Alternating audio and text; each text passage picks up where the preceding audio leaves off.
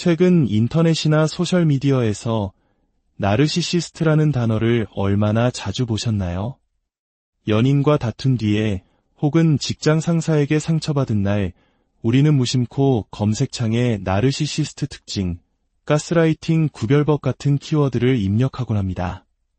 그만큼 이 용어는 우리 일상에 깊숙이 파고들었지만 동시에 가장 오해받고 남용되는 심리학 용어 중 하나가 되었습니다. 오늘날 온라인 세상에는 나르시시즘에 대한 잘못된 정보가 홍수처럼 쏟아지고 있습니다. 그저 성격이 못됐거나 무례한 사람을 전부 나르시시스트라는 하나의 틀에 가두어버리는 경향이 있죠.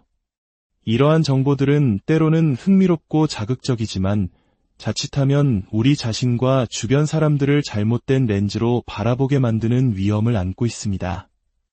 그래서 오늘은 전문적인 지식 콘텐츠 제작자로서 온라인에 떠도는 몇 가지 자극적인 주장들을 함께 살펴보며 무엇이 진실이고 무엇이 과장된 해석인지 차분히 짚어보는 시간을 갖고자 합니다.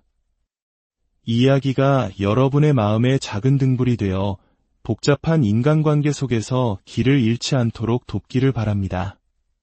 저희의 이야기가 마음에 와닿으신다면 이 지혜를 주변에도 공유해 주십시오.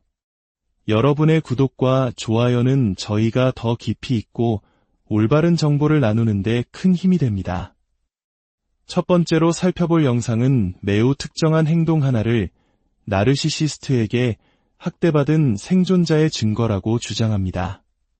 바로 잠자리에 들기 전이나 불안할 때 두 발을 서로 비비는 행동입니다. 영상은 이 행동을 크리케팅이라 부르며 끊임없는 생각으로부터 벗어나기 위한 강력한 트라우마 진정 반응이라고 설명합니다. 과연 그럴까요?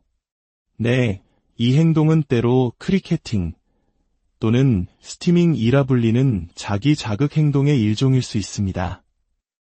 이는 억압된 에너지나 감정을 해소하여 스스로를 진정시키려는 무의식적인 노력입니다. 마치 아기들이 고무적 꼭지를 빨며 안정감을 찾고 우리가 불안할 때 자신도 모르게 다리를 떨거나 손톱을 물어뜯는 것과 비슷한 원리입니다. 분명 극심한 스트레스나 트라우마가 이런 행동의 원인이 될 수는 있습니다. 하지만 이것이 나르시시스트에 의한 학대라는 특정 경험하고만 연결된다고 말하는 것은 매우 위험한 비약입니다. 사실 이 발을 비비는 행동은 아주 다양한 원인에서 비롯될 수 있습니다. 예를 들어 강박장애와 관련된 반복적인 행동일 수 있습니다. 또는 하지불안 증후군이라는 위약적 상태의 증상일 수도 있죠. 이 증후군을 겪는 사람들은 다리에 벌레가 기어가는 듯한 불편한 감각 때문에 다리를 가만히 두지 못하고 계속 움직이려는 충동을 느낍니다. 이는 철분 부족이나 빈혈과 같은 신체적 문제로 인해 나타나기도 합니다. 뿐만 아니라 자폐 스펙트럼이나 ADHD와 같은 신경 발달 장애를 가진 사람들에게서 흔히 나타나는 자연스러운 자기 조절 방식이기도 합니다. 그리고 가장 중요한 사실은 이 모든 것에 해당하지 않는 아주 평범한 사람들도 잠들기 전 자신을 편안하게 만들기 위해 이런 행동을 한다는 것입니다. 이것은 그저 수많은 사람들의 잠버릇 중 하나일 뿐일 수도 있습니다. 트라우마, 불안, 강박, 위약적 문제, 신경 발달의 차이, 혹은 그저 평범한 습관. 이 모든 가능성들 중 어느 것도 나르시시즘이라는 단어와 필연적으로 연결되지 않습니다. 어떤 사람이 당신에게 스트레스를 주었고 그로 인해 당신이 이런 행동을 하게 되었을 수는 있습니다. 하지만 그 사람이 나르시시스트라서 이 행동이 나타났다고 단정하는 것은 마치 모든 기침의 원인을 폐렴이라고 말하는 것과 같이 성급한 일반화의 오류입니다. 이런 잘못된 정보가 위험한 이유는 우리 스스로에게 불필요한 피해자 서사를 강요하기 때문입니다.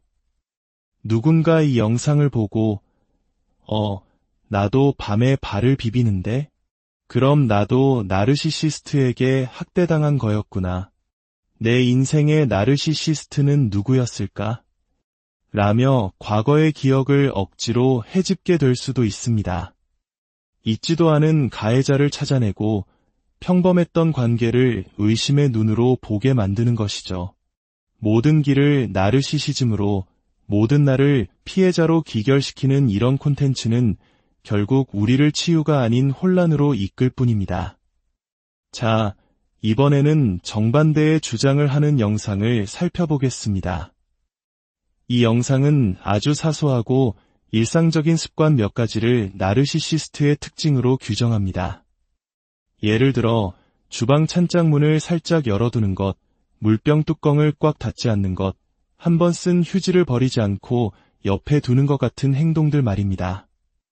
영상의 논리대로라면 앞서 발을 비비는 행동 때문에 학대 생존자가 되었던 사람은 이제 찬장문을 닫지 않는 습관 때문에 순식간에 나르시시스트가 되어버립니다. 참 아이러니하지 않습니까? 이런 행동들 뒤에는 사실 지극히 개인적이고 다양한 이유가 숨어 있을 수 있습니다. 예를 들어 병뚜껑을 꽉 닫지 않는 것은 악력이 약해서 나중에 다시 열기 힘들까 봐 그럴 수 있습니다. 저 역시 남편이 꽉 닫아놓은 잼 뚜껑을 열지 못해 쩔쩔맨 경험이 여러 번 있습니다. 이것이 상대를 일부러 골탕 먹이려는 악의적인 행동일까요? 찬장 문을 소리나지 않게 살짝 닫는 것은 늦은 밤 가족을 깨우지 않으려는 배려일 수도 있고, 혹은 조용히 간식만 먹고 방으로 들어가고 싶은 소심한 마음의 표현일 수도 있습니다. 누군가와 불필요한 대화를 피하고 싶을 때 우리는 최대한 소리를 내지 않으려 노력하곤 하니까요. 사용한 휴지를 재사용하는 것은 어떤가요? 어쩌면 조금 지저분해 보일 수는 있겠지만 이는 낭비를 싫어하는 알뜰한 마음의 발로일 수 있습니다. 물건 하나도 허투루 쓰지 않으셨던 우리 할머니, 어머니 세대의 지혜를 떠올리게 하는 행동이기도 하죠. 이처럼 모든 행동에는 그 사람만의 맥락과 역사가 있습니다. 단순히 나를 짜증나게 한다는 이유로 상대방의 모든 행동에 나르시시즘이라는 딱지를 붙이는 것은 그 사람의 의도를 악의적으로 왜곡하고 관계를 이해하려는 노력을 포기하는 것과 같습니다. 혹시 상대방의 어떤 행동이 정말 이해가 되지 않는다면 비난하기 전에 먼저 물어보는 것은 어떨까요? 혹시 찬장문을 열어두는 특별한 이유가 있어 그 질문 하나로 우리는 생각지도 못했던 상대방의 속마음이나 사정을 알게 될지도 모릅니다. 마지막으로 나르시시스트를 거의 악마처럼 묘사하는 콘텐츠들에 대해 이야기해 보겠습니다. 이런 영상들은 종종 그들과 함께 있으면 지옥에 갇힌 기분일 것이다. 그들의 눈은 영혼 없는 밤하늘처럼 검게 변한다. 와 같은 극단적이고 공포스러운 언어를 사용합니다. 이러한 표현들은 심리학에서 말하는 이분법적 사고의 전형적인 예시입니다. 세상을 천국 아니면 지옥, 선 아니면 악, 내 편 아니면 적으로만 나누어 보는 흑백 논리를 말합니다. 아이러니컬하게도 이러한 이분법적 사고는 자기애성 성격장애나 경계선 성격장애와 같은 비군 성격장애의 주요 특징 중 하나로 꼽힙니다. 물론 끔찍한 학대를 경험한 사람이 그 트라우마로 인해 세상을 이렇게 극단적으로 보게 될 수도 있습니다. 가해자를 악마화하는 것은 고통스러운 경험을 이해하고 자신을 보호하려는 방어기제일 수 있습니다. 하지만 치유의 여정은 결국 이 흑백의 세계에서 벗어나 회색지대의 존재를 인정하는 것에서 시작됩니다. 어떤 사람을 혹은 어떤 집단 전체를 비인간적인 존재로 낙인 찍는 것은 결코 건강한 치유의 방식이 될 수 없습니다. 그것은 또 다른 형태의 폭력이며 우리 자신의 시야를 좁게 만들 뿐입니다. 오늘 우리는 인터넷에 떠도는 나르시시즘에 대한 몇 가지 신화들을 함께 살펴보았습니다. 발을 비비는 작은 습관부터 찬장문을 열어두는 사소한 행동, 그리고 상대를 악마로 묘사하는 극단적인 언어까지. 이 모든 것들은 복잡한 인간의 행동과 심리를 너무나 단순하고 평면적으로 재단해버립니다. 우리가 기억해야 할 것은 심리 진단은 틱톡 영상이나 짧은 블로그 글을 보고 내릴 수 있는 것이 아니라는 사실입니다. 그것은 오랜 시간 훈련받은 전문가가 신중한 관찰과 깊이 있는 상담을 통해 내리는 매우 조심스러운 결론입니다. 우리 주변에는 분명 우리에게 상처를 주고 힘들게 하는 사람들이 있습니다. 그들의 행동은 분명 잘못되었고 우리는 그로부터 우리 자신을 보호해야 합니다. 하지만 그 모든 행동의 원인을 나르시시즘이라는 편리한 상자 안에 쓸어 담아버리는 순간 우리는 더 깊은 이해의 가능성을 놓치게 됩니다. 부디 자극적인 정보의 홍수 속에서 길을 잃지 마십시오.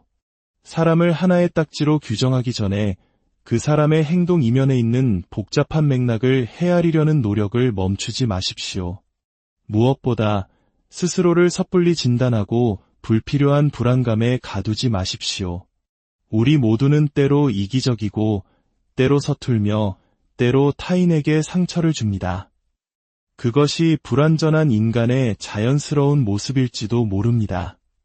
중요한 것은 서로를 이해하려는 노력과 더 나은 관계를 향한 희망을 포기하지 않는 것. 최근 인터넷이나 소셜미디어에서 나르시시스트라는 단어를 얼마나 자주 보셨나요?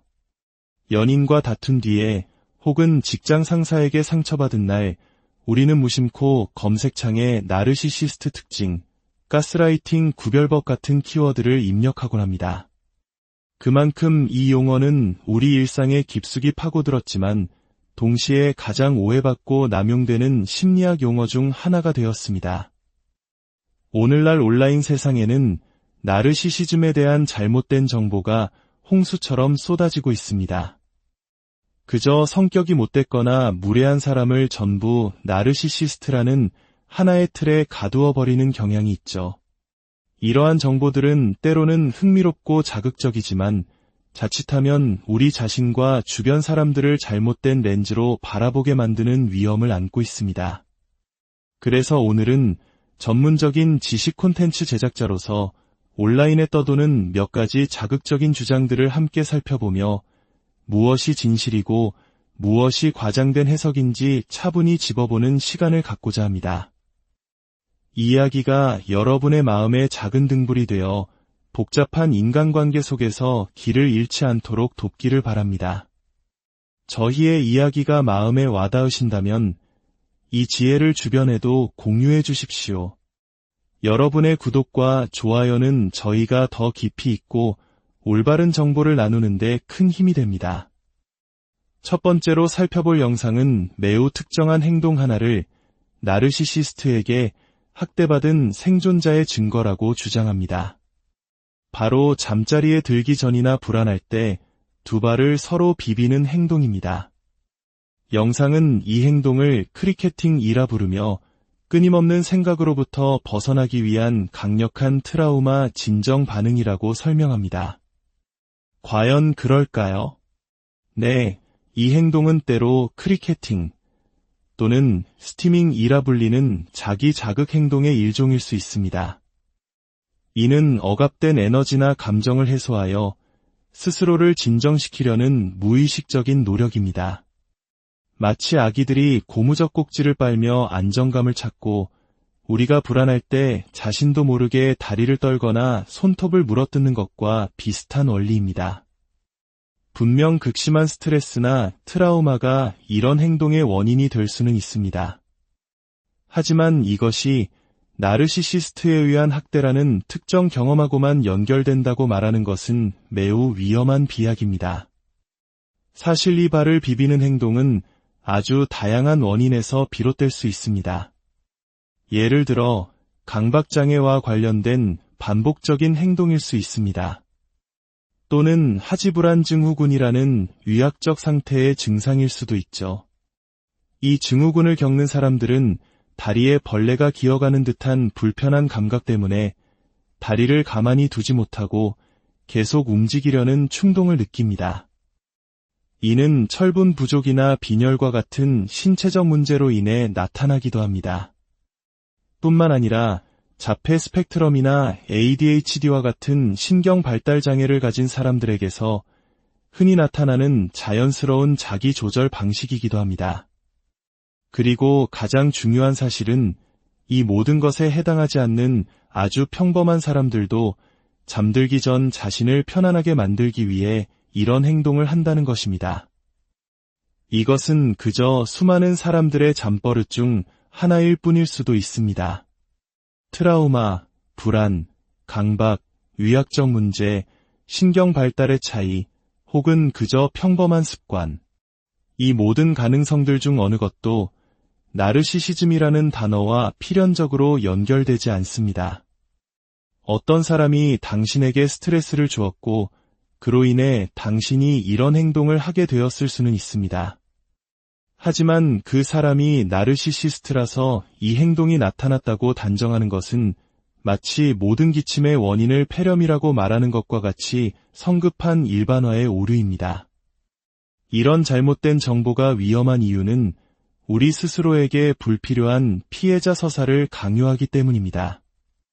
누군가 이 영상을 보고 나도 밤에 발을 비비는데? 그럼 나도 나르시시스트에게 학대당한 거였구나. 내 인생의 나르시시스트는 누구였을까? 라며 과거의 기억을 억지로 헤집게 될 수도 있습니다. 잊지도 않은 가해자를 찾아내고 평범했던 관계를 의심의 눈으로 보게 만드는 것이죠.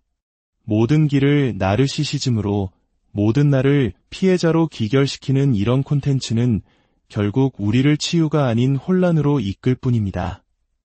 자, 이번에는 정반대의 주장을 하는 영상을 살펴보겠습니다.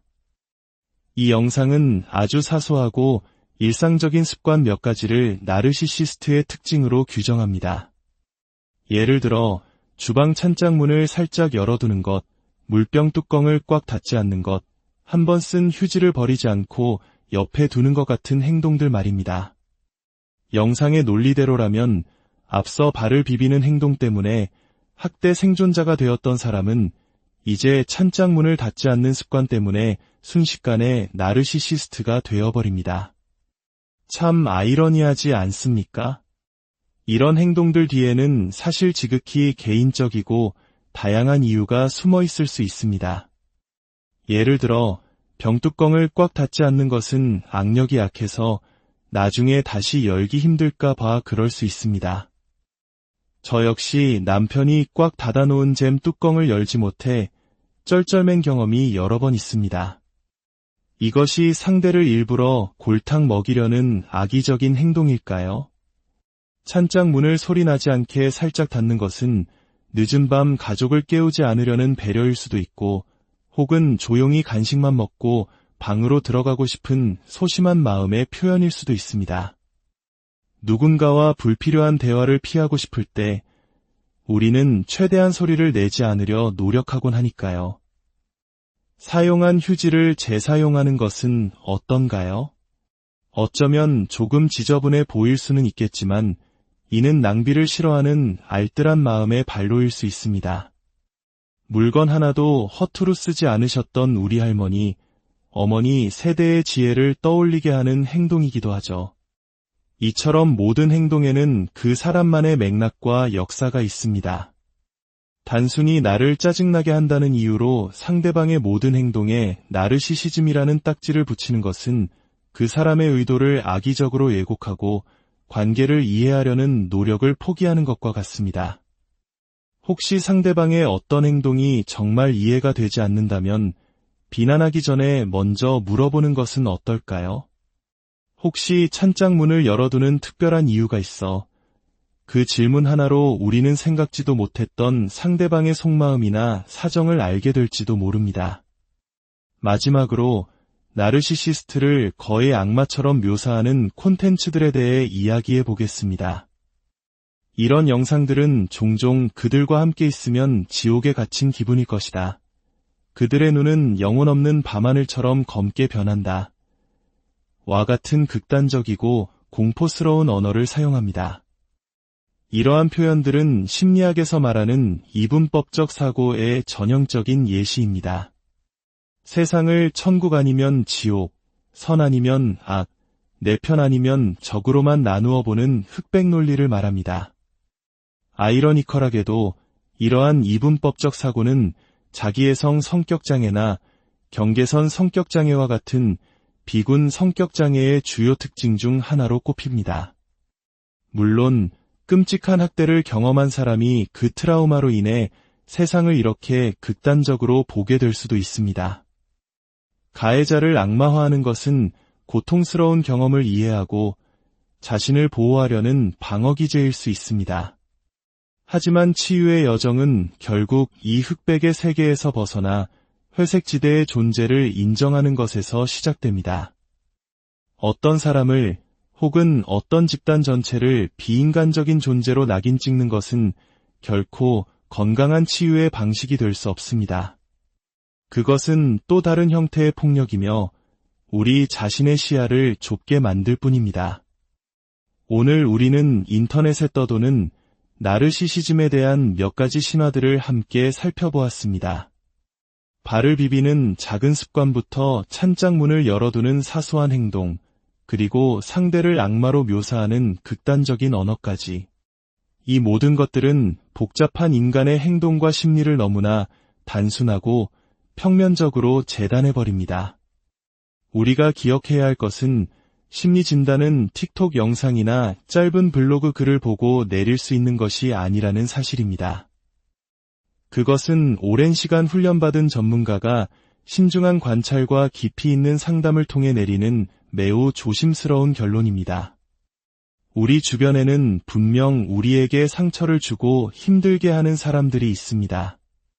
그들의 행동은 분명 잘못되었고 우리는 그로부터 우리 자신을 보호해야 합니다. 하지만 그 모든 행동의 원인을 나르시시즘이라는 편리한 상자 안에 쓸어 담아버리는 순간 우리는 더 깊은 이해의 가능성을 놓치게 됩니다. 부디 자극적인 정보의 홍수 속에서 길을 잃지 마십시오. 사람을 하나의 딱지로 규정하기 전에 그 사람의 행동 이면에 있는 복잡한 맥락을 헤아리려는 노력을 멈추지 마십시오. 무엇보다 스스로를 섣불리 진단하고 불필요한 불안감에 가두지 마십시오. 우리 모두는 때로 이기적이고 때로 서툴며 때로 타인에게 상처를 줍니다. 그것이 불완전한 인간의 자연스러운 모습일지도 모릅니다. 중요한 것은 서로를 이해하려는 노력과 더 나은 관계를 향한 희망을 포기하지 않는 것. 최근 인터넷이나 소셜미디어에서 나르시시스트라는 단어를 얼마나 자주 보셨나요? 연인과 다툰 뒤에 혹은 직장 상사에게 상처받은 날 우리는 무심코 검색창에 나르시시스트 특징, 가스라이팅 구별법 같은 키워드를 입력하곤 합니다. 그만큼 이 용어는 우리 일상에 깊숙이 파고들었지만 동시에 가장 오해받고 남용되는 심리학 용어 중 하나가 되었습니다. 오늘날 온라인 세상에는 나르시시즘에 대한 잘못된 정보가 홍수처럼 쏟아지고 있습니다. 그저 성격이 못됐거나 무례한 사람을 전부 나르시시스트라는 하나의 틀에 가두어버리는 경향이 있죠. 이러한 정보들은 때로는 흥미롭고 자극적이지만 자칫하면 우리 자신과 주변 사람들을 잘못된 렌즈로 바라보게 만드는 위험을 안고 있습니다. 그래서 오늘은 전문적인 지식 콘텐츠 제작자로서 온라인에 떠도는 몇 가지 자극적인 주장들을 함께 살펴보며 무엇이 진실이고 무엇이 과장된 해석인지 차분히 집어보는 시간을 갖고자 합니다. 이 이야기가 여러분의 마음에 작은 등불이 되어 복잡한 인간관계 속에서 길을 잃지 않도록 돕기를 바랍니다. 저희의 이야기가 마음에 와닿으신다면 이 지혜를 주변에도 공유해 주십시오. 여러분의 구독과 좋아요는 저희가 더 깊이 있고 올바른 정보를 나누는 데 큰 힘이 됩니다. 첫 번째로 살펴볼 영상은 매우 특정한 행동 하나를 나르시시스트에게 학대받은 생존자의 증거라고 주장합니다. 바로 잠자리에 들기 전이나 불안할 때 두 발을 서로 비비는 행동입니다. 영상은 이 행동을 크리케팅이라 부르며 끊임없는 생각으로부터 벗어나기 위한 강력한 트라우마 진정 반응이라고 설명합니다. 과연 그럴까요? 네, 이 행동은 때로 크리케팅 또는 스티밍이라 불리는 자기 자극 행동의 일종일 수 있습니다. 이는 억압된 에너지나 감정을 해소하여 스스로를 진정시키려는 무의식적인 노력입니다. 마치 아기들이 고무적 꼭지를 빨며 안정감을 찾고 우리가 불안할 때 자신도 모르게 다리를 떨거나 손톱을 물어뜯는 것과 비슷한 원리입니다. 분명 극심한 스트레스나 트라우마가 이런 행동의 원인이 될 수는 있습니다. 하지만 이것이 나르시시스트에 의한 학대라는 특정 경험하고만 연결된다고 말하는 것은 매우 위험한 비약입니다. 사실 이 발을 비비는 행동은 아주 다양한 원인에서 비롯될 수 있습니다. 예를 들어 강박장애와 관련된 반복적인 행동일 수 있습니다. 또는 하지불안 증후군이라는 위약적 상태의 증상일 수도 있죠. 이 증후군을 겪는 사람들은 다리에 벌레가 기어가는 듯한 불편한 감각 때문에 다리를 가만히 두지 못하고 계속 움직이려는 충동을 느낍니다. 이는 철분 부족이나 빈혈과 같은 신체적 문제로 인해 나타나기도 합니다. 뿐만 아니라 자폐 스펙트럼이나 ADHD와 같은 신경 발달 장애를 가진 사람들에게서 흔히 나타나는 자연스러운 자기 조절 방식이기도 합니다. 그리고 가장 중요한 사실은 이 모든 것에 해당하지 않는 아주 평범한 사람들도 잠들기 전 자신을 편안하게 만들기 위해 이런 행동을 한다는 것입니다. 이것은 그저 수많은 사람들의 잠버릇 중 하나일 뿐일 수도 있습니다. 트라우마, 불안, 강박, 위약적 문제, 신경 발달의 차이, 혹은 그저 평범한 습관. 이 모든 가능성들 중 어느 것도 나르시시즘이라는 단어와 필연적으로 연결되지 않습니다. 어떤 사람이 당신에게 스트레스를 주었고 그로 인해 당신이 이런 행동을 하게 되었을 수는 있습니다. 하지만 그 사람이 나르시시스트라서 이 행동이 나타났다고 단정하는 것은 마치 모든 기침의 원인을 폐렴이라고 말하는 것과 같이 성급한 일반화의 오류입니다. 이런 잘못된 정보가 위험한 이유는 우리 스스로에게 불필요한 피해자 서사를 강요하기 때문입니다. 누군가 이 영상을 보고 나도 밤에 발을 비비는데? 그럼 나도 나르시시스트에게 학대당한 거였구나. 내 인생의 나르시시스트는 누구였을까? 라며 과거의 기억을 억지로 헤집게 될 수도 있습니다. 있지도 않은 가해자를 찾아내고 평범했던 관계를 의심의 눈으로 보게 만드는 것이죠. 모든 길을 나르시시즘으로, 모든 나를 피해자로 기결시키는 이런 콘텐츠는 결국 우리를 치유가 아닌 혼란으로 이끌 뿐입니다. 자, 이번에는 정반대의 주장을 하는 영상을 살펴보겠습니다. 이 영상은 아주 사소하고 일상적인 습관 몇 가지를 나르시시스트의 특징으로 규정합니다. 예를 들어 주방 찬장문을 살짝 열어두는 것, 물병 뚜껑을 꽉 닫지 않는 것, 한 번 쓴 휴지를 버리지 않고 옆에 두는 것 같은 행동들 말입니다. 영상의 논리대로라면 앞서 발을 비비는 행동 때문에 학대 생존자가 되었던 사람은 이제 찬장문을 닫지 않는 습관 때문에 순식간에 나르시시스트가 되어버립니다. 참 아이러니하지 않습니까? 이런 행동들 뒤에는 사실 지극히 개인적이고 다양한 이유가 숨어 있을 수 있습니다. 예를 들어 병뚜껑을 꽉 닫지 않는 것은 악력이 약해서 나중에 다시 열기 힘들까 봐 그럴 수 있습니다. 저 역시 남편이 꽉 닫아놓은 잼 뚜껑을 열지 못해 쩔쩔맨 경험이 여러 번 있습니다. 이것이 상대를 일부러 골탕 먹이려는 악의적인 행동일까요? 찬장 문을 소리나지 않게 살짝 닫는 것은 늦은 밤 가족을 깨우지 않으려는 배려일 수도 있고, 혹은 조용히 간식만 먹고 방으로 들어가고 싶은 소심한 마음의 표현일 수도 있습니다. 누군가와 불필요한 대화를 피하고 싶을 때 우리는 최대한 소리를 내지 않으려 노력하곤 하니까요. 사용한 휴지를 재사용하는 것은 어떤가요? 어쩌면 조금 지저분해 보일 수는 있겠지만 이는 낭비를 싫어하는 알뜰한 마음의 발로일 수 있습니다. 물건 하나도 허투루 쓰지 않으셨던 우리 할머니, 어머니 세대의 지혜를 떠올리게 하는 행동이기도 하죠. 이처럼 모든 행동에는 그 사람만의 맥락과 역사가 있습니다. 단순히 나를 짜증나게 한다는 이유로 상대방의 모든 행동에 나르시시즘이라는 딱지를 붙이는 것은 그 사람의 의도를 악의적으로 왜곡하고 관계를 이해하려는 노력을 포기하는 것과 같습니다. 혹시 상대방의 어떤 행동이 정말 이해가 되지 않는다면 비난하기 전에 먼저 물어보는 것은 어떨까요? 혹시 찬장문을 열어두는 특별한 이유가 있어 그 질문 하나로 우리는 생각지도 못했던 상대방의 속마음이나 사정을 알게 될지도 모릅니다. 마지막으로 나르시시스트를 거의 악마처럼 묘사하는 콘텐츠들에 대해 이야기해 보겠습니다. 이런 영상들은 종종 그들과 함께 있으면 지옥에 갇힌 기분일 것이다. 그들의 눈은 영혼 없는 밤하늘처럼 검게 변한다. 와 같은 극단적이고 공포스러운 언어를 사용합니다. 이러한 표현들은 심리학에서 말하는 이분법적 사고의 전형적인 예시입니다. 세상을 천국 아니면 지옥, 선 아니면 악, 내 편 아니면 적으로만 나누어 보는 흑백 논리를 말합니다.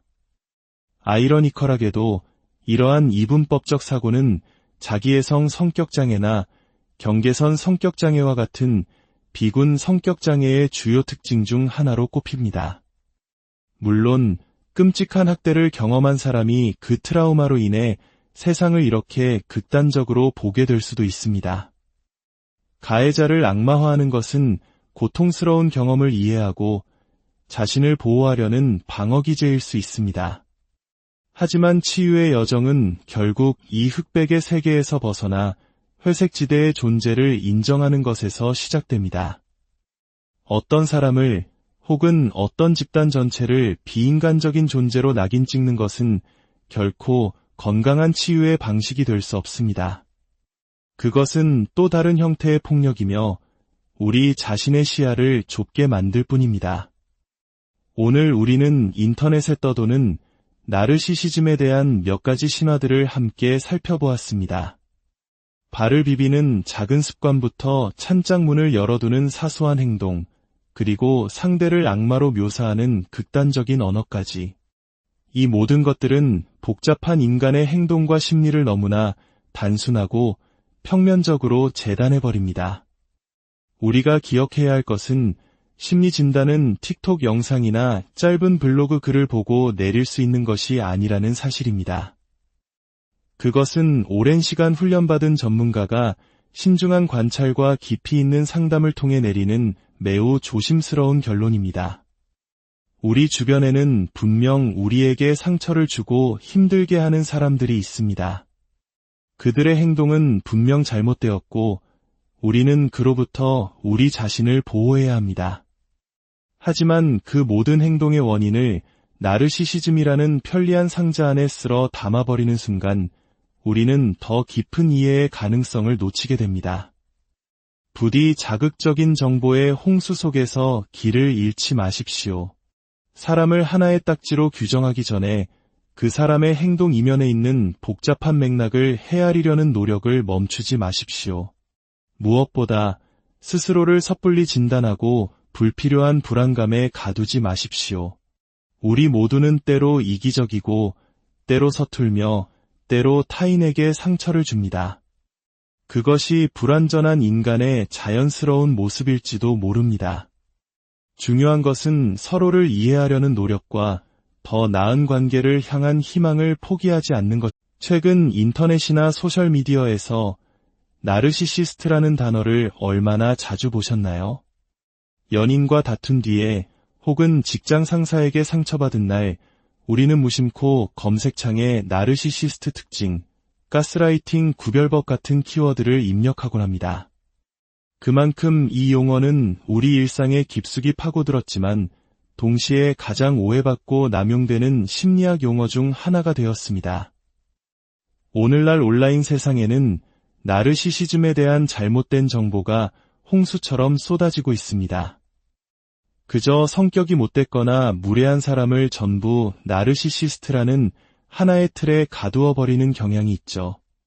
이러한 정보들은 때로는 흥미롭고 자극적이지만 자칫하면 우리 자신과 주변 사람들을 잘못된 렌즈로 바라보게 만드는 위험을 안고 있습니다. 그래서 오늘은 전문적인 지식 콘텐츠 제작자로서 온라인에 떠도는 몇 가지 자극적인 주장들을 함께 살펴보며 무엇이 진실이고 무엇이 과장된 해석인지 차분히 짚어보는 시간을 갖고자 합니다.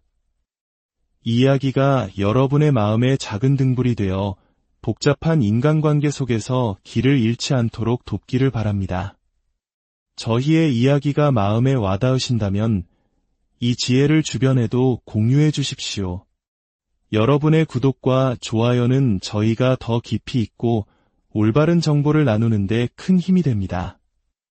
첫 번째로 살펴볼 영상은 매우 특정한 행동 하나를 나르시시스트에게 학대받은 생존자의 증거라고 주장합니다. 바로 잠자리에 들기 전이나 불안할 때 두 발을 서로 비비는 행동입니다. 영상은 이 행동을 크리케팅이라 부르며 끊임없는 생각으로부터 벗어나기 위한 강력한 트라우마 진정 반응이라고 설명합니다. 과연 그럴까요? 네, 이 행동은 때로 크리케팅 또는 스티밍이라 불리는 자기 자극 행동의 일종일 수 있습니다.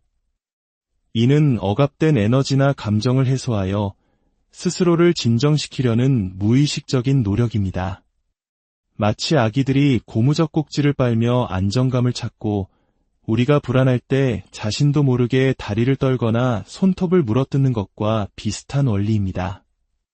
분명 극심한 스트레스나 트라우마가 이런 행동의 원인이 될 수는 있습니다. 하지만 이것이 나르시시스트에 의한 학대라는 특정 경험하고만 연결된다고 말하는 것은 매우 위험한 비약입니다. 사실 이 발을 비비는 행동은 아주 다양한 원인에서 비롯될 수 있습니다. 예를 들어 강박장애와 관련된 반복적인 행동일 수 있습니다. 또는 하지불안 증후군이라는 위약적 상태의 증상일 수도 있죠. 이 증후군을 겪는 사람들은 다리에 벌레가 기어가는 듯한 불편한 감각 때문에 다리를 가만히 두지 못하고 계속 움직이려는 충동을 느낍니다. 이는 철분 부족이나 빈혈과 같은 신체적 문제로 인해 나타나기도 합니다.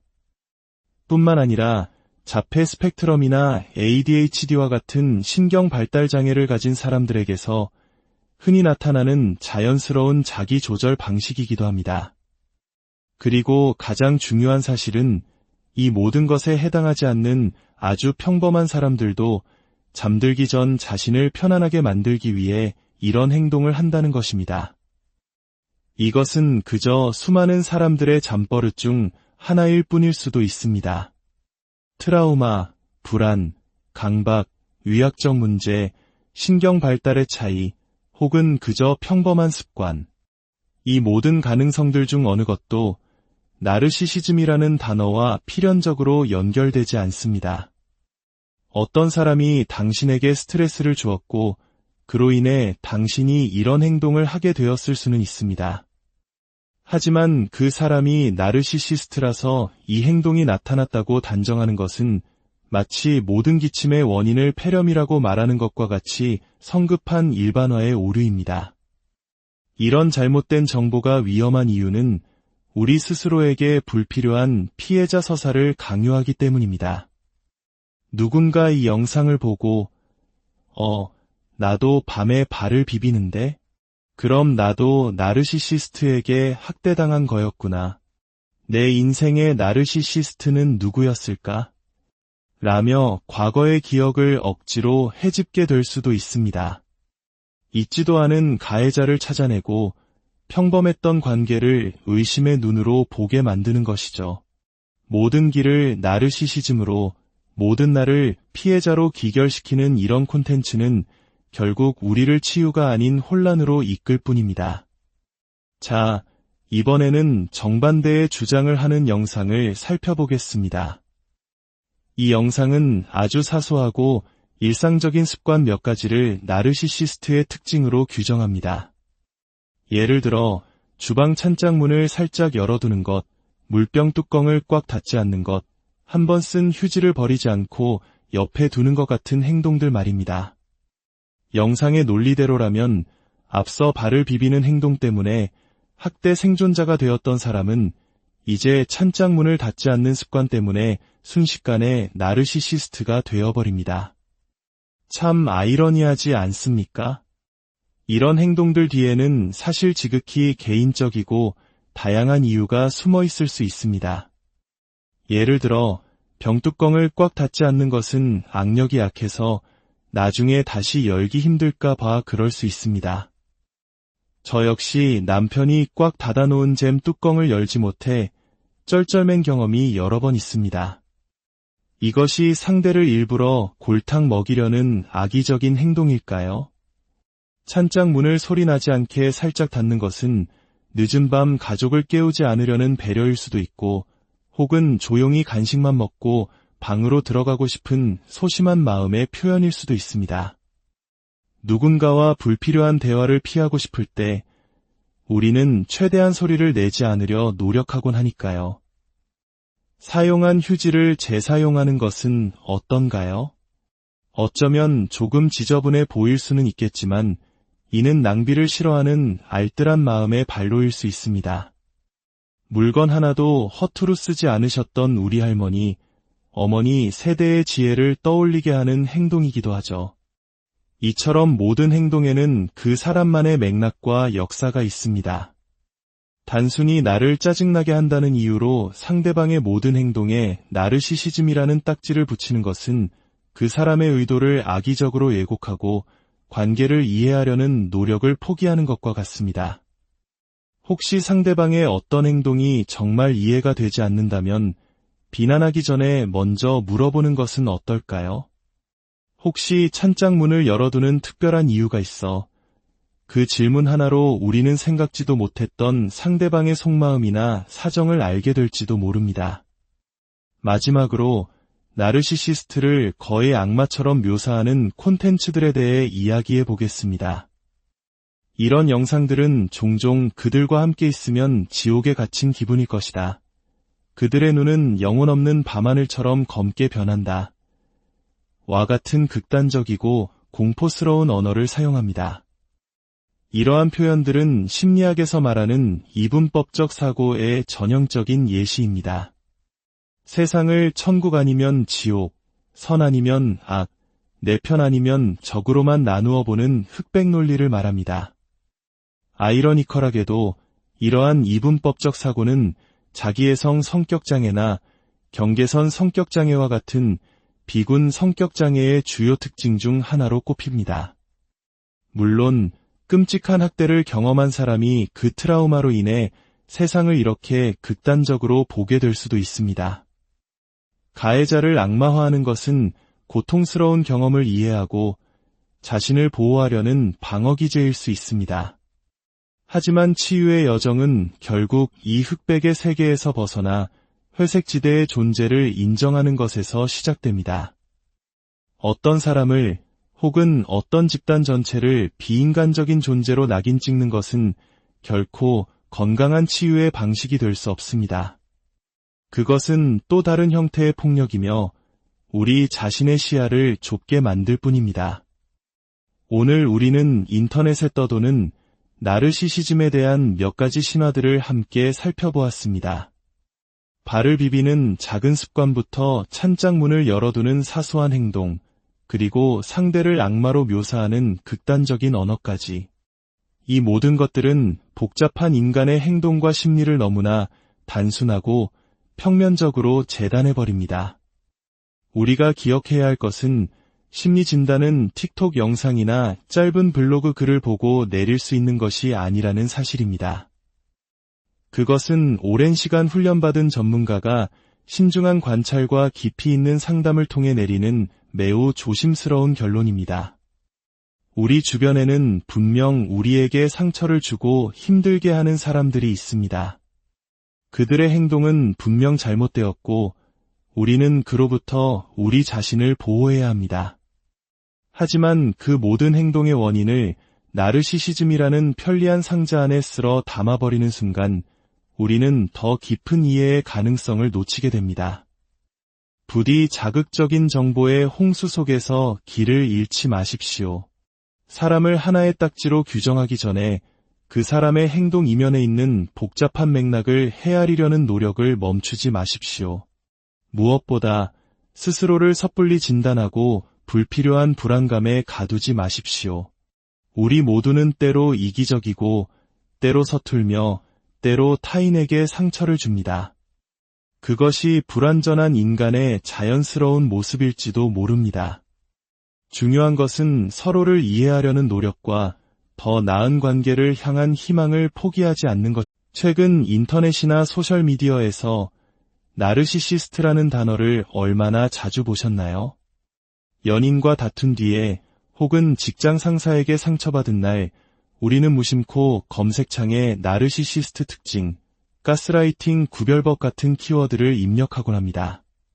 그만큼 이 용어는 우리 일상에 깊숙이 파고들었지만 동시에 가장 오해받고 남용되는 심리학 용어 중 하나가 되었습니다. 오늘날 온라인 세상에는 나르시시즘에 대한 잘못된 정보가 홍수처럼 쏟아지고 있습니다. 그저 성격이 못됐거나 무례한 사람을 전부 나르시시스트라는 하나의 틀에 가두어버리는 경향이 있죠. 이러한 정보들은 때로는 흥미롭고 자극적이지만 자칫하면 우리 자신과 주변 사람들을 잘못된 렌즈로 바라보게 만드는 위험을 안고 있습니다. 그래서 오늘은 전문적인 지식 콘텐츠 제작자로서 온라인에 떠도는 몇 가지 자극적인 주장들을 함께 살펴보며 무엇이 진실이고 무엇이 과장된 해석인지 차분히 짚어보는 시간을 갖고자 합니다. 이 이야기가 여러분의 마음에 작은 등불이 되어 복잡한 인간관계 속에서 길을 잃지 않도록 돕기를 바랍니다. 저희의 이야기가 마음에 와닿으신다면 이 지혜를 주변에도 공유해 주십시오. 여러분의 구독과 좋아요는 저희가 더 깊이 있고 올바른 정보를 나누는데 큰 힘이 됩니다. 첫 번째로 살펴볼 영상은 매우 특정한 행동 하나를 나르시시스트에게 학대받은 생존자의 증거라고 주장합니다. 바로 잠자리에 들기 전이나 불안할 때 두 발을 서로 비비는 행동입니다. 영상은 이 행동을 크리케팅이라 부르며 끊임없는 생각으로부터 벗어나기 위한 강력한 트라우마 진정 반응이라고 설명합니다. 과연 그럴까요? 네, 이 행동은 때로 크리케팅 또는 스티밍이라 불리는 자기 자극 행동의 일종일 수 있습니다. 이는 억압된 에너지나 감정을 해소하여 스스로를 진정시키려는 무의식적인 노력입니다. 마치 아기들이 고무적 꼭지를 빨며 안정감을 찾고 우리가 불안할 때 자신도 모르게 다리를 떨거나 손톱을 물어뜯는 것과 비슷한 원리입니다. 분명 극심한 스트레스나 트라우마가 이런 행동의 원인이 될 수는 있습니다. 하지만 이것이 나르시시스트에 의한 학대라는 특정 경험하고만 연결된다고 말하는 것은 매우 위험한 비약입니다. 사실 이 발을 비비는 행동은 아주 다양한 원인에서 비롯될 수 있습니다. 예를 들어 강박장애와 관련된 반복적인 행동일 수 있습니다. 또는 하지불안 증후군이라는 위약적 상태의 증상일 수도 있죠. 이 증후군을 겪는 사람들은 다리에 벌레가 기어가는 듯한 불편한 감각 때문에 다리를 가만히 두지 못하고 계속 움직이려는 충동을 느낍니다. 이는 철분 부족이나 빈혈과 같은 신체적 문제로 인해 나타나기도 합니다. 뿐만 아니라 자폐 스펙트럼이나 ADHD와 같은 신경 발달 장애를 가진 사람들에게서 흔히 나타나는 자연스러운 자기 조절 방식이기도 합니다. 그리고 가장 중요한 사실은 이 모든 것에 해당하지 않는 아주 평범한 사람들도 잠들기 전 자신을 편안하게 만들기 위해 이런 행동을 한다는 것입니다. 이것은 그저 수많은 사람들의 잠버릇 중 하나일 뿐일 수도 있습니다. 트라우마, 불안, 강박, 위약적 문제, 신경 발달의 차이, 혹은 그저 평범한 습관. 이 모든 가능성들 중 어느 것도 나르시시즘이라는 단어와 필연적으로 연결되지 않습니다. 어떤 사람이 당신에게 스트레스를 주었고 그로 인해 당신이 이런 행동을 하게 되었을 수는 있습니다. 하지만 그 사람이 나르시시스트라서 이 행동이 나타났다고 단정하는 것은 마치 모든 기침의 원인을 폐렴이라고 말하는 것과 같이 성급한 일반화의 오류입니다. 이런 잘못된 정보가 위험한 이유는 우리 스스로에게 불필요한 피해자 서사를 강요하기 때문입니다. 누군가 이 영상을 보고 나도 밤에 발을 비비는데? 그럼 나도 나르시시스트에게 학대당한 거였구나. 내 인생의 나르시시스트는 누구였을까? 라며 과거의 기억을 억지로 헤집게 될 수도 있습니다. 잊지도 않은 가해자를 찾아내고 평범했던 관계를 의심의 눈으로 보게 만드는 것이죠. 모든 길을 나르시시즘으로 모든 나를 피해자로 기결시키는 이런 콘텐츠는 결국 우리를 치유가 아닌 혼란으로 이끌 뿐입니다. 자, 이번에는 정반대의 주장을 하는 영상을 살펴보겠습니다. 이 영상은 아주 사소하고 일상적인 습관 몇 가지를 나르시시스트의 특징으로 규정합니다. 예를 들어 주방 찬장문을 살짝 열어두는 것, 물병 뚜껑을 꽉 닫지 않는 것, 한 번 쓴 휴지를 버리지 않고 옆에 두는 것 같은 행동들 말입니다. 영상의 논리대로라면 앞서 발을 비비는 행동 때문에 학대 생존자가 되었던 사람은 이제 찬장문을 닫지 않는 습관 때문에 순식간에 나르시시스트가 되어버립니다. 참 아이러니하지 않습니까? 이런 행동들 뒤에는 사실 지극히 개인적이고 다양한 이유가 숨어 있을 수 있습니다. 예를 들어 병뚜껑을 꽉 닫지 않는 것은 악력이 약해서 나중에 다시 열기 힘들까 봐 그럴 수 있습니다. 저 역시 남편이 꽉 닫아놓은 잼 뚜껑을 열지 못해 쩔쩔맨 경험이 여러 번 있습니다. 이것이 상대를 일부러 골탕 먹이려는 악의적인 행동일까요? 찬장 문을 소리나지 않게 살짝 닫는 것은 늦은 밤 가족을 깨우지 않으려는 배려일 수도 있고, 혹은 조용히 간식만 먹고 방으로 들어가고 싶은 소심한 마음의 표현일 수도 있습니다. 누군가와 불필요한 대화를 피하고 싶을 때 우리는 최대한 소리를 내지 않으려 노력하곤 하니까요. 사용한 휴지를 재사용하는 것은 어떤가요? 어쩌면 조금 지저분해 보일 수는 있겠지만 이는 낭비를 싫어하는 알뜰한 마음의 발로일 수 있습니다. 물건 하나도 허투루 쓰지 않으셨던 우리 할머니, 어머니 세대의 지혜를 떠올리게 하는 행동이기도 하죠. 이처럼 모든 행동에는 그 사람만의 맥락과 역사가 있습니다. 단순히 나를 짜증나게 한다는 이유로 상대방의 모든 행동에 나르시시즘이라는 딱지를 붙이는 것은 그 사람의 의도를 악의적으로 왜곡하고 관계를 이해하려는 노력을 포기하는 것과 같습니다. 혹시 상대방의 어떤 행동이 정말 이해가 되지 않는다면 비난하기 전에 먼저 물어보는 것은 어떨까요? 혹시 찬장문을 열어두는 특별한 이유가 있어 그 질문 하나로 우리는 생각지도 못했던 상대방의 속마음이나 사정을 알게 될지도 모릅니다. 마지막으로 나르시시스트를 거의 악마처럼 묘사하는 콘텐츠들에 대해 이야기해 보겠습니다. 이런 영상들은 종종 그들과 함께 있으면 지옥에 갇힌 기분일 것이다. 그들의 눈은 영혼 없는 밤하늘처럼 검게 변한다. 와 같은 극단적이고 공포스러운 언어를 사용합니다. 이러한 표현들은 심리학에서 말하는 이분법적 사고의 전형적인 예시입니다. 세상을 천국 아니면 지옥, 선 아니면 악, 내 편 아니면 적으로만 나누어 보는 흑백 논리를 말합니다. 아이러니컬하게도 이러한 이분법적 사고는 자기애성 성격장애나 경계선 성격장애와 같은 비군 성격장애의 주요 특징 중 하나로 꼽힙니다. 물론 끔찍한 학대를 경험한 사람이 그 트라우마로 인해 세상을 이렇게 극단적으로 보게 될 수도 있습니다. 가해자를 악마화하는 것은 고통스러운 경험을 이해하고 자신을 보호하려는 방어기제일 수 있습니다. 하지만 치유의 여정은 결국 이 흑백의 세계에서 벗어나 회색 지대의 존재를 인정하는 것에서 시작됩니다. 어떤 사람을 혹은 어떤 집단 전체를 비인간적인 존재로 낙인 찍는 것은 결코 건강한 치유의 방식이 될 수 없습니다.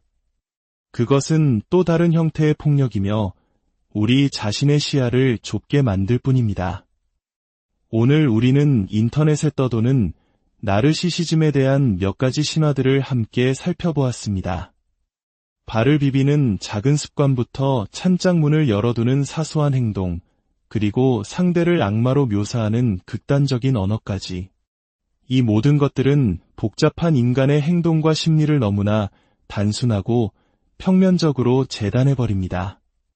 우리가 기억해야 할 것은 심리 진단은 틱톡 영상이나 짧은 블로그 글을 보고 내릴 수 있는 것이 아니라는 사실입니다. 그것은 오랜 시간 훈련받은 전문가가 신중한 관찰과 깊이 있는 상담을 통해 내리는 매우 조심스러운 결론입니다. 우리 주변에는 분명 우리에게 상처를 주고 힘들게 하는 사람들이 있습니다. 그들의 행동은 분명 잘못되었고 우리는 그로부터 우리 자신을 보호해야 합니다. 하지만 그 모든 행동의 원인을 나르시시즘이라는 편리한 상자 안에 쓸어 담아버리는 순간 우리는 더 깊은 이해의 가능성을 놓치게 됩니다. 부디 자극적인 정보의 홍수 속에서 길을 잃지 마십시오.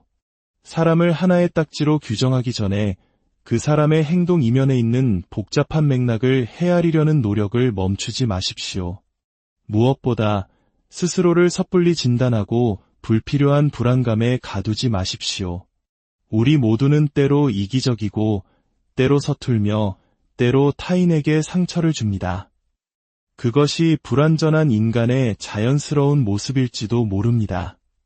중요한 것은 서로를 이해하려는 노력과 더 나은 관계를 향한 희망을 포기하지 않는 것. 최근 인터넷이나 소셜미디어에서 나르시시스트라는 단어를 얼마나 자주 보셨나요? 연인과 다툰 뒤에 혹은 직장 상사에게 상처받은 날 우리는 무심코 검색창에 나르시시스트 특징, 가스라이팅 구별법 같은 키워드를 입력하곤 합니다. 그만큼 이 용어는 우리 일상에 깊숙이 파고들었지만 동시에 가장 오해받고 남용되는 심리학 용어 중 하나가 되었습니다. 오늘날 온라인 세상에는 나르시시즘에 대한 잘못된 정보가 홍수처럼 쏟아지고 있습니다. 그저 성격이 못됐거나 무례한 사람을 전부 나르시시스트라는 하나의 틀에 가두어버리는 경향이 있죠. 이러한 정보들은 때로는 흥미롭고 자극적이지만 자칫하면 우리 자신과 주변 사람들을 잘못된 렌즈로 바라보게 만드는 위험을 안고 있습니다. 그래서 오늘은 전문적인 지식 콘텐츠 제작자로서 온라인에 떠도는 몇 가지 자극적인 주장들을 함께 살펴보며 무엇이 진실이고 무엇이 과장된 해석인지 차분히 집어보는 시간을 갖고자 합니다. 이 이야기가 여러분의 마음에 작은 등불이 되어 복잡한 인간관계 속에서 길을 잃지 않도록 돕기를 바랍니다. 저희의 이야기가 마음에 와닿으신다면 이 지혜를 주변에도 공유해 주십시오. 여러분의 구독과 좋아요는 저희가 더 깊이 있고 올바른 정보를 나누는데 큰 힘이 됩니다. 첫 번째로 살펴볼 영상은 매우 특정한 행동 하나를 나르시시스트에게 학대받은 생존자의 증거라고 주장합니다. 바로 잠자리에 들기 전이나 불안할 때 두 발을 서로 비비는 행동입니다. 영상은 이 행동을 크리케팅이라 부르며 끊임없는 생각으로부터 벗어나기 위한 강력한 트라우마 진정 반응이라고 설명합니다. 과연 그럴까요? 네, 이 행동은 때로 크리케팅 또는 스티밍이라 불리는 자기 자극 행동의 일종일 수 있습니다. 이는 억압된 에너지나 감정을 해소하여 스스로를 진정시키려는 무의식적인 노력입니다. 마치 아기들이 고무적 꼭지를 빨며 안정감을 찾고 우리가 불안할 때 자신도 모르게 다리를 떨거나 손톱을 물어뜯는 것과 비슷한 원리입니다. 분명 극심한 스트레스나 트라우마가 이런 행동의 원인이 될 수는 있습니다. 하지만 이것이 나르시시스트에 의한 학대라는 특정 경험하고만 연결된다고 말하는 것은 매우 위험한 비약입니다. 사실 이 발을 비비는 행동은 아주 다양한 원인에서 비롯될 수 있습니다. 예를 들어